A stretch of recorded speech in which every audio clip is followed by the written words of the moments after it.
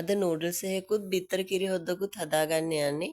මම මේ හරිචන්ද්‍ර නූඩල්ස් එක වතුරට දාලා තම්බලා වතුර පෙරලා ගත්තා. ඇල්ලතුරෙන් පෙරලා ගත්තා එක. මේ තියෙන්නේ රටලූණු, මිරිස්, රම්පා කරපිංචා, මේ තියෙන්නේ කැරට්, අල ටිකක් පොඩියට කපා ගත්තා. තව ගෝවා ටිකකුත් මේ වගේ පොඩියට කපා ගත්තා. මම මේක ඉක්මනින් හදාගන්න හදන්නේ. අද පොඩ්ඩ දිනයි ගෙදරින් මේ නූඩල්ස් එක මම උණු වතුර රිපේ තියලා ඒකට ලුණු දාලා මේක තම්බලා ඇල් වතුරෙන් හොදලා පෙරලා ගත්තා.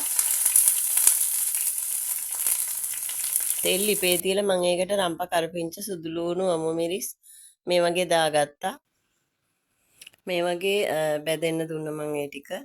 ඊට පස්සේ ඒ ටික බැදෙනකොට එළවලු ටික දාගන්නවා. ඒ ටික පොඩ්ඩක් බැදෙන්න ඇරලා මම කෑලි කුරු ටිකක් දාගත්තා.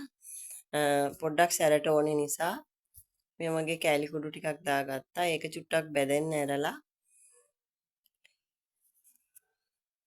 මේ විදිහට ඒකට මම කැරට් ටිකක් අල ටිකක් දාලා ඒ ටික පොඩ්ඩක් බැදෙන්න ඇරියා මේ විදිහට. ඒක පොඩ්ඩක් ඒට මෙහෙට කරලා හැඳෙන් ඇඳි ගාලා පොඩ්ඩක් බැදෙන්න අරින්න. මම මේ වෙලාවේ ඒකට ලුණු පොඩ්ඩකුත් එකතු කරගත්තා. ලුණු ටිකක් වෙන්න දාගන්න. ඊට පස්සේ ඒක ටිකක් එහෙට මෙහෙට කර කර බැද ගන්න. කැරට් ටිකත් අල ටිකත් බැදෙනකන් පොඩ්ඩක් බැද ගන්න. ඊට පස්සේ මම අන්තිමට දාගත්ත ගෝවා ටික මේ වගේ. ඒකත් හොඳට කලවම් කරගන්න පොඩ්ඩක් බැදෙන්න ඇරලා. ගෝවා ඉක්මනින් ඉදෙනවා. ඒක කලවම් කරගන්න එහෙම.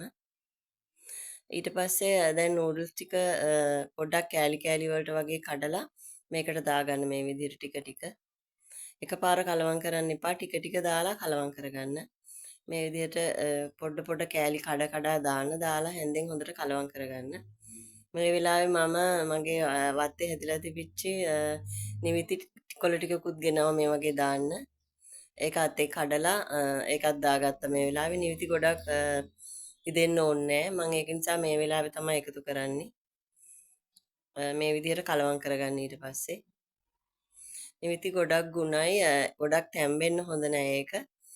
ඒක නිසා මේ වගේ ටිකක් අමුයෙන් වගේ හිටින්න ගන්නේ. මේ ඒක යන්තම් රත් වුණත් ඒක ඉදෙනවා කන්න පුළුවන්.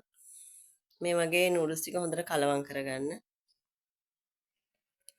හවස හදිස්සි වෙලාවකට මේ වගේ ඉක්මනින් හදාගන්න පුළුවන්. බෝඩිමක ඉන්න දරුවෙකුට උනත් ඉක්මනින් මේ වගේ නූඩල්ස් එකක් හදාගන්න පුළුවන්. කඩෙන් කන්න නැතුව ගෙදර තියෙන එළවලු දෙකක් තුනක් දාලා මේ විදිහට හදාගන්න පුළුවන්.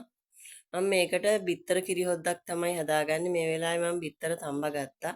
ඊට පස්සේ මේ වගේ පෑන් එකක් ලිපේ තියලා ඒකට තුන පහ කුඩු ගම් මිරිස් කුඩු තුනම දාලා ඒක චුට්ටක් බැද ගන්නවා මේ විදිහට. රත් කරගන්න ඒක. මම මේකට තෙල් දාන්නේ. ඊට පස්සේ මම රම්පා කරපිංචා සුදු ලුණු තක්කාලි අමු මිරිස් මේ ටික ඔක්කොම දාලා මේ විදිහට මේකට පොල් කිරි බිත්තර ටිකක් දාලා පොල් කිරි ටිකක් දාලා හොද්ද ඉදෙන්න අරිනවා. මේ ලුණු ටික විතරනේ මේක ඉදෙන්න තියෙන්නේ. මේ මම ෆ්‍රිජ් එකේ තිබිච්ච කැටි වෙච්ච පොල් ටිකක් දාන්නේ. මේකට මම මේ වෙලාවේ ෆිෂ් සෝස් ටිකක් දාගන්නවා පොඩ්ඩක් රහ වෙන්න ඉදිච්ච නූඩල්ස් එකට. මේ විදිහට පොල් කිරි ටික දැන් කැටි ගහිච්ච ටික හොඳට කැටි නැති වෙලා මේ විදිහට තියෙනවා. මම ඒකේ ලුණු බැලුවා දැන්. අද අපේ ගෙදර පොඩ්ඩ දෙනා ඉන්නේ. ඒක නිසා මේ විදිහට චුට්ටක් හදාගත්තා. ඕගලන්ටත් මේ වගේ හවසකට එහෙම ලේසියෙන් හදාගන්න පුළුවන් මේක. බිත්තර කිරි හොද්දත් එක්ක මේ නූඩල්ස් එක හොඳින් කන්න පුළුවන්. දැන් මේක ඉදිලා තියෙන්නේ. ඊයේ හදපු බැදුම තිබුණා. මේ තියෙන නම්පා සෝස් එක. ඒ දෙකත් එක්ක මේක රසට තිබුණා. මේ තියෙන මං හදපු බැදුම. ඒක බෝතලයකට දාලා තියාගත්තාම මං කිව්වා වගේම ඕගලන්ට පාවිච්චි කරන්න පුළුවන්. මේ බිත්තර කිරි හොද්ද මේ නූඩල්ස් එක රසට තිබුණා. ඕගොල්ලොත් මේක හදලා බලන්න. ඕගලන්ට සුබ දවසක්.